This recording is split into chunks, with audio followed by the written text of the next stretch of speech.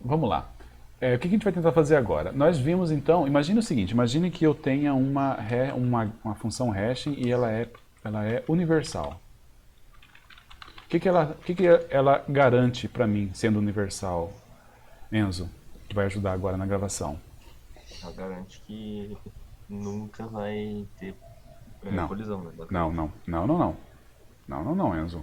Dois valores diferentes sempre retornam valores diferentes. Isso é perfeito.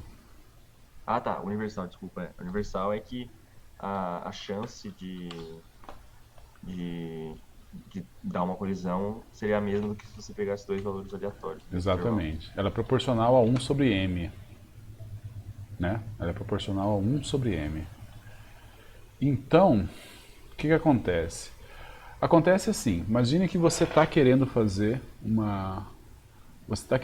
hashing, e aí imagine assim, imagine que você tenha n elementos, Professor, diga, tá escrito niveral aqui, tá? niveral, muito bom. É um novo tipo de hashing também. Vamos lá. Imagine que você tenha n elementos e nós vimos uma aula anterior aí, a gente viu que se a gente souber os n elementos de cara, logo no comecinho, a gente consegue montar uma hashing perfeita. Só que aquela estratégia para montar a hashing perfeita que a gente viu lá, bem, não é muito fácil de generalizar e ela tem lá os seus problemas, tá? Mas vamos fazer a primeira coisa. Eu tenho n elementos que eu quero colocar numa hashing e eu não quero que tenha nenhuma colisão. E a única coisa que eu tenho é uma hashing universal. A hashing universal, ela não consegue me garantir que eu não tenha colisão, porque a colisão ela pode acontecer com essa probabilidade aqui. O que a gente pode fazer, Enzo? O que a gente poderia fazer para conseguir uma hashing perfeita? Vou fazer aqui uma hash perfeita. O que a gente poderia fazer? Mantendo o mesmo número, a mesma função. Na verdade, perdão, eu acho que o seu comentário é importante.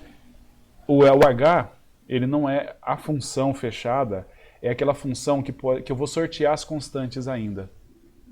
Então, vou imaginar que eu tenho uma família de Hs. Para cada conjuntinho de constantes, dá um H diferente. Então, o H tem aquela cara que a gente viu aqui, né? Ó, vamos supor, o H é isso daqui. Só que é como se esses carinhas aqui, eles fossem escolhidos na hora que eu for falar, olha, eu vou usar esse H aqui, aí eu vou escolher as constantes que eu quero fazer. Bem, qual que é a estratégia que a gente faz? A primeira coisa que a gente pode fazer é assim. Você concorda comigo que se eu sortear um H, pega um H. Sortear o H quer dizer o quê?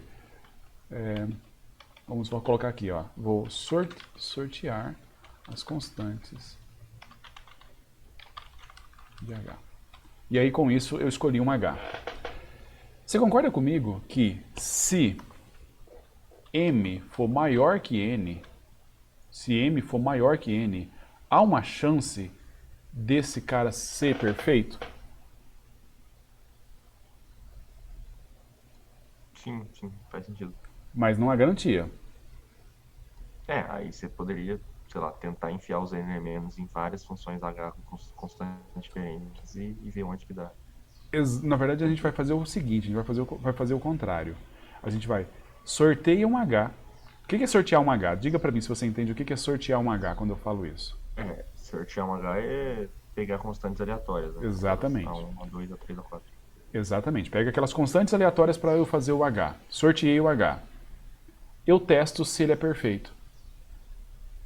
Como é que eu testo se ele é perfeito? Os meus N são fixos, tá? Os meus N elementos estão fixos e estão dados. Igual a gente começou lá atrás, brincando com elementos fixos. Os meus N elementos estão fixos. Eu sorteio o H. Eu confiro todos os N elementos e verifico se eles têm colisão. Não tem colisão, o H é perfeito. Sim, sim, faz sentido. Aí você pode continuar fazendo isso até achar um perfeito, né? Até achar um perfeito. Pro mesmo set de dados. Aí é o que você falou, que a inserção fica bem A inserção fica danificada. caríssima, caríssima. Mas, por outro lado, quando eu achar esse H perfeito, o que eu ganhei com o H perfeito? Você conseguiu uma busca que é de um e não tem colisão, né? Sem colisão, cara. Se eu tiver o H perfeito, eu não preciso me preocupar com colisão. Eu não tenho nenhuma, não tem colisão porque ele é perfeito. Então, olha só, a inserção ficou uma porcaria, para falar a verdade. Mas a busca está perfeita. A busca vai dar O de 1 sempre, certo? Aí você podia falar assim, ah, mas aí, nesse caso aqui, eu estou usando mais elementos. Não, repara que o N não é a faixa. O N seria a quantidade, por exemplo, a quantidade de alunos que eu tenho que colocar na tabela. Quantos alunos eu tenho que colocar na tabela? A faixa ainda vai de 1 a 15 milhões. Os números USP vão de 1 a 15 milhões. Então, para fazer aquela inserção direta que a gente viu lá atrás, que era você simplesmente pegar e ir na posição da tabela correspondente ao número USP, eu precisaria de uma tabela de 15 milhões. Mas não. Aqui eu simplesmente preciso que o meu M seja maior do que o N, onde N é o número de alunos que eu quero inserir. Agora só que tem um problema. Cara, a chance de você sortear e conseguir o H perfeito é muito baixa. Concorda? Ela não só é baixa, como conforme você vai diminuindo o M mais próximo do N, né? Você vai gastando menos memória a mais, vai ficando mais difícil, né? Mais difícil ainda, exatamente, mais difícil ainda. Então, quanto mais próximo você tiver, quanto menor o M for do N, mais difícil é de você conseguir um H que seja perfeito. E aí você tenta, deu errado. Tenta, deu errado. Tenta, deu errado. Se você quiser colocar M igual a N, existe um H perfeito. Se você ficar insistindo, você vai achar esse H perfeito. Mas aí vai demorar, cara, anos para achar um H perfeito mesmo para um N menor. Se você colocar M igual a N mais 1, bem, aumenta a tua chance de você achar H perfeito. Ela ainda é ridiculamente baixa, mas ela está maior. E se a gente colocar um N mais 10? Ou seja, eu tenho 10 espaços vazios. Você concorda que cada vez que eu fizer isso, aumenta a chance de eu sortear um H e ele ser perfeito? Sim, exatamente. Quanto mais eu colocar... Você vai gastando mais da memória e vai deixando Exato. mais provável. Exato. Aí a gente pode começar a falar disso aqui, ó. 2N. N é o número de elementos, tá? O número de elementos que eu quero inserir. Tipo, 100 alunos. Eu vou usar 2N, 200 alunos, tá? Aí a pergunta é, qual é a chance de eu achar um H perfeito se eu tiver 200 posições e eu tenho 100 elementos para pôr? Ela ainda é muito baixa, tá? Existe um resultado que aí, dependendo do N, não resolve muito também. Ele é limitador na hora do N. Mas existe um resultado que é muito legal, que é o seguinte. Vamos supor que você chuta como M sendo N ao quadrado. Então, para colocar 100 elementos, eu vou utilizar 10 mil posições. Que se você for ver, 10 mil posições é 10K, que é relativamente pequeno, tá? Se você quer muito mesmo fazer a busca constante em O de 1, eu acho que você vai aceitar fazer isso daqui de uma forma relativamente simples. Você está ok com isso, tá? Ok, beleza. Nesse caso, o que é provado é o seguinte. A chance do H ser perfeito é maior do que meio. Tá? Consegue entender o que ele está falando aqui? Está dizendo assim, olha, se você colocar a capacidade... Meio mesmo ou meio por cento? Meio mesmo, 50%. Nossa, então, em média, você teria que fazer 2 vezes. 2 vezes, né? Não, só se você for muito azarado ainda. Da primeira vez você tem putz, 2 vezes, 3, 4, 3 vezes, 4 vezes. Aí já, se você começar a fazer 10 vezes e não pegar um hash imperfeito, cara, sei lá, o universo está dizendo te passando algum recado. Mas esse resultado aqui é um resultado legal, porque ele tá certo. De novo, a gente tem que ver. Eu passei tanto tempo convencendo vocês que n ao quadrado era uma coisa ruim, que falar agora que n ao quadrado é uma boa notícia não é algo muito bom, né? Por outro lado, nós estamos falando de n pequeno, tá? N pequeno. E eu quero um hashing porque eu quero, nesse n pequeno, eu quero O de 1 na busca. E ele está me falando, o que esse resultado aqui me dá Se você tem um hashing universal, se você tem um hashing universal, que a gente viu que não é difícil de fazer, se você fizer a capacidade ser pelo menos, aqui não é verdade, não é assim, se a capacidade for pelo menos o quadrado de n, a chance de um H aleatório que você pegar aqui ser perfeito é de pelo menos 50%. E com isso daqui, você consegue mostrar que você vai conseguir rapidamente achar um H perfeito para aqueles conjuntos, para aquele conjunto de n. Tá?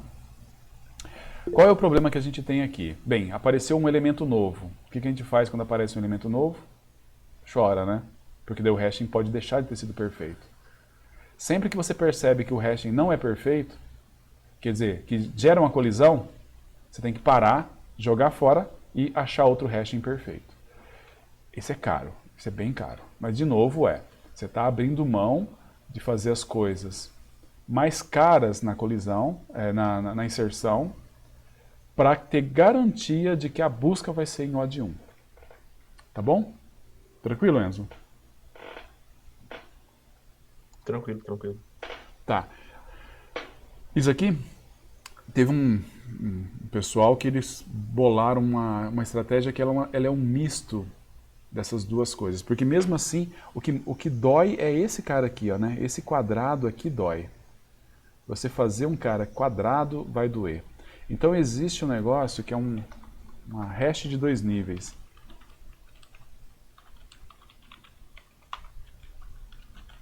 Uma hashing de 2 níveis, tá? Ok, acho que a última coisa que a gente vai falar sobre essas estratégias todas de calcular hashing, que funciona assim. O que é uma hashing de 2 níveis? Como a hashing perfeita, para você conseguir uma hashing perfeita de uma maneira razoável, com uma garantia de que você vai conseguir, você precisa de trabalhar com a quantidade de elementos, o quadrado da quantidade de elementos. Se a gente conseguisse diminuir isso daqui de alguma forma, a gente ganharia, né? Porque você teria um número menor para elevar ao quadrado. E aí entra nessa história da famosa hashing de 2 níveis. Como é que é uma hashing de 2 níveis? Você faz assim, você tem um H, tá, vamos lá, vamos chamar de H1, que vai pegar o seu K e vai converter o seu K em algum valor lá, certo? Que vai estar entre 0 e n-1. Então, a capacidade antes, qual é a capacidade aqui? Nesse caso aqui, ó,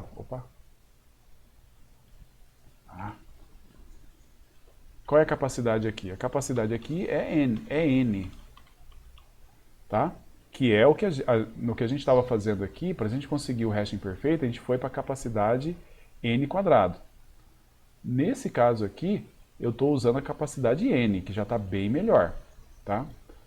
Mas aí, bem, o que a gente sabe disso? Esse hash 1 aqui, não tem o que eu possa fazer. Ele dificilmente vai ser perfeito, a menos que você seja extremamente sortudo. Concorda, Enzo? Sim, sim. Mas aí, o que acontece? Acontece que você vai ter no seu vetor, na posição H1 de K, o que você tem aqui, em cada posição do vetor? Em cada posição. Então, o que vai ser aqui? Ó, você pegou lá a chave do seu número USP, deu na posição 5. A chave do meu número USP deu na posição 5 também. O que eu faço, então, na posição 5? Eu coloco uma hash perfeito. Um hash perfeito. Na posição 5. Olha só, na posição 5 eu coloco uma tabela hash. Então é uma tabela hash de tabelas hashes. Beleza? Uma tabela hash de tabelas hashes. E qual é o problema agora? O problema agora é que essa segunda tabela, essas tabelas hashes que estão no segundo nível, elas têm que ser perfeitas. Beleza? Mas aí, Você tinha falado disso já, né, professor? Que poderia ter um vetor na posição, né? No caso de exatamente, colisão. poderia ser um vetor na colisão. Só que nesse caso, não é um vetor, é uma outra tabela hash.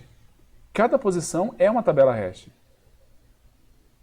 Só que daí essa Fica bom porque se você garantir um hash universal de primeira camada, você vai ter menos Não, colisões, né? Então, pelo o, menos o contrário. Não, perdão. Você tem razão. Você tem razão.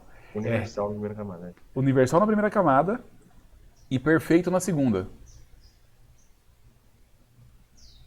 Beleza? Sim, porque daí você tem menos colisões, então o hash perfeito vai ficar menos custoso de espaço, né? Porque Exatamente. O hashing, porque agora vamos supor, eu falei lá que no hash universal da primeira camada, eu e você caímos na posição 5. Então agora eu e você temos que ser arranjados num hashing perfeito. Só que somos dois. É o quadrado de 2. Então imagina, tem 100 alunos, certo? Tem 100 alunos. Aí o que a gente vai ter? Na posição 0, tem 0 alunos.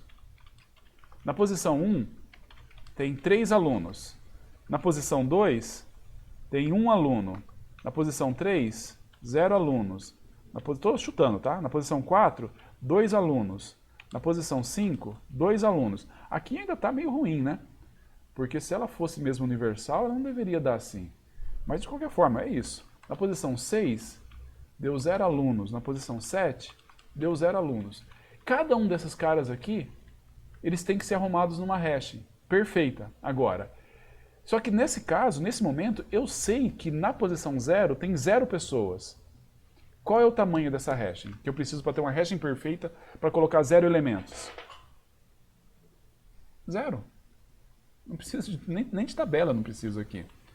Qual que vai ser o tamanho que eu preciso para colocar 3 elementos? 9. 9. Para colocar um elemento? 1. Para colocar 0 elementos?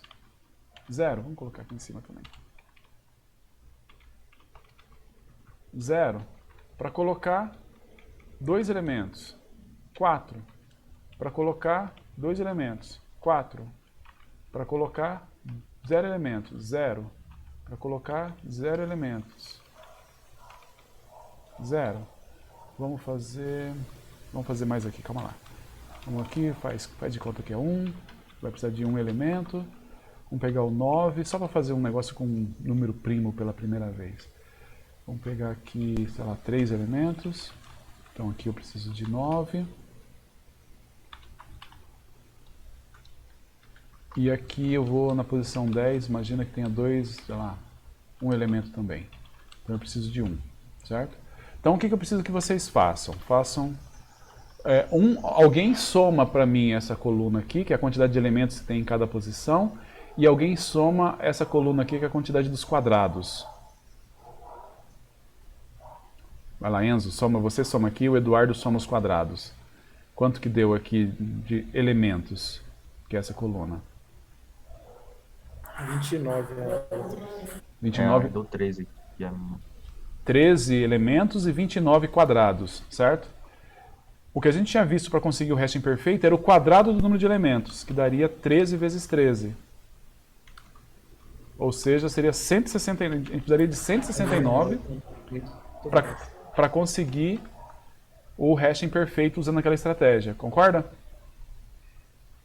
E usando essa hashing de dois níveis, mesmo com esse negócio aqui não é universal de jeito nenhum, mas mesmo com esse negócio aqui universal, não muito universal, eu consegui fazer com 29, foi isso, Eduardo? Isso. Eu consegui fazer com 29. E tem mais uma coisa ainda que é legal. Imagina o seguinte, tá, tudo bem, 13, eu vou fazer um hashing perfeito, perfeito, não universal. E ele é fechado também, né? Naquela ideia da sondagem lá, ou não? Como é que é? Naquela ideia da sondagem lá, é uma busca fechada, né? Então, mas nem precisa. Repara que eu não preciso de sondagem mais. Por quê? Por que eu não vou precisar de Porque a sondagem? gente já vai achar ele no próprio elemento, né? Exatamente. No segundo nível ele é perfeito. Ah, sim, é verdade. Tá Então, no segundo nível não tem colisão. colisão. Ou seja, não precisa preocupar com sondagem, com colisão, com nada. eu tenho mais uma vantagem aqui. Imagina o seguinte, imagine que eu pegue esses três elementos e eu calculo e faço uma hash imperfeita. E aí, como é que eu fiz a hash perfeita? Eu sorteio uma hash universal, verifico se ela é perfeita, se não é, sorteio outra até conseguir uma hash universal, uma hash imperfeita. Mas eu teria que fazer isso daqui e tal, conferir se os 13 estão colidindo, beleza. Aí, de repente, sei lá, vem aqui e me aparece mais um elemento. O Eduardo vem e o Eduardo caiu também na posição 2. Então aqui foi para 2 elementos. Então aqui vai para 14. Certo? O que eu teria que fazer nesse momento, Enzo? Se eu estivesse fazendo com uma hash só para tentar uma hash imperfeita. Você vai ter que recalcular tudo e ia dar bem mais espaço. Né? Recalcular tudo. Esse negócio aqui iria para 196, não é isso? Isso, acho que é. Esse negócio aqui iria para 196, tal, aumentaria bastante o espaço. Mas o pior mesmo é eu ter que recalcular. Certo? É verdade, né? Porque você pode, se você inserir na posição 3, você vai recalcular de 0 para 1, por exemplo, né? Sim, Nessa sim. posição 3 Exatamente, exatamente. Mas mesmo assim, a mesma aqui, olha, eu vou recalcular aqui. Aqui foi para 2, que é o que eu tinha colocado no exemplo. É só aqui que eu tenho que recalcular. Era uma tabela de tamanho Para 1. 4, né, professor? Oi? Foi para 4, né? Perdão, 4. E a quantidade de elementos foi de 1 para 2. Essa tabela aqui foi de 1 para 4, tudo bem? Mas foi só aqui que eu tive que mexer, só aqui que eu tive que recalcular. E eu só tive que recalcular no segundo nível, num ponto da tabela. Então, a dificuldade de você fazer a inserção, beleza, inseriu, você vai ter que ir em alguma tabela e você vai ter que mexer nessa tabela e fazer com que essa tabela aí volte a ser perfeita, sorteando um universal. Cara, mas aqui aí é muito fácil, né? Aqui é muito fácil. E aí, de novo, esses caras aqui, olha, a chance desses caras aqui terem colisão, ela também pode ser, ela tem que ser baixa. Tá certo que você está falando? Você está falando de a capacidade é igual a n. Então vai ter bastante colisão aqui, tá? Aqui vai ter bastante colisão, não é problema. Só que mesmo assim, é bastante colisão, mas não é uma coisa absurda de colisão. E sempre que tem a colisão, você vai ser obrigado a recalcular a tabela hash do segundo nível. Mas você está falando de capacidade igual a n no primeiro nível. No primeiro nível, para não sobrar nenhum espaço que não precisa de memória. Na verdade, aí é um pouco mais intricado a resposta, Enzo. Você poderia fazer aqui com meio n nessa tabela. Mas aí qual é o problema? Que se você faz com meio n na tabela no primeiro nível, você vai ter metade das tabelas do segundo nível, concorda? Então, as tabelas do segundo nível tendem a ter o dobro do tamanho. Sim. Então, o dobro, 4 vezes mais dificuldade para fazer. Porque é quadrático, né? Sim, é verdade. Então, mas não compensa fazer um 2n também. Então, 2n, eu acho que quanto mais... Se você aumentar para 2n, diminui mais ainda a quantidade de colisões e de elementos grandes. Só que o ganho já não é tão grande assim. O n e o n quadrado, eles são meio mágicos, porque com o n e o n quadrado você consegue provar coisas matematicamente, se você estiver interessado. Então, por exemplo, você pode comprovar que se você usa n no primeiro nível e n quadrado, sendo n quadrado a quantidade de colisões em cada posição no segundo nível, esse carinha todo aqui, até mesmo a inserção, ela é uma constante amortizada, entendeu? Ela não vai ser o constante garantido, não, porque vai ter uma hora ou outra que você vai ter que ir lá e recalcular o hash. Mas isso não deve acontecer sempre. Isso não deve acontecer sempre, vai acontecer algumas vezes só. E isso daí já te dá um resultado razoável. Então essa implementação aqui é uma implementaçãozinha tranquila até de fazer, não é tão difícil se você faz o hashing. A única dificuldade é você ter 2 hashings. Um hashing para o primeiro nível, universal, e um hashing para o segundo nível, que é perfeito. Se você fizer isso, a solução de hashing fica muito boa, tá? Beleza, moçada? Aí na hora de fazer a busca, pega, faz o primeiro hashing para descobrir aonde está. Faz o primeiro hashing para descobrir qual que é o hashing de segundo nível aonde a informação vai estar. E no hashing de segundo nível não tem colisão. Eu vou lá, pego a informação e boa. Tá? Então eu vou fazer duas buscas. Uma busca no primeiro nível, uma busca no segundo nível, e isso de forma garantida vai me dar a resposta.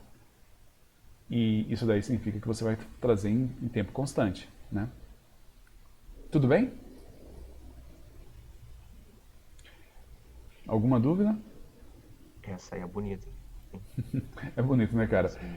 Essas coisas de você misturar... Deixa eu parar a gravação.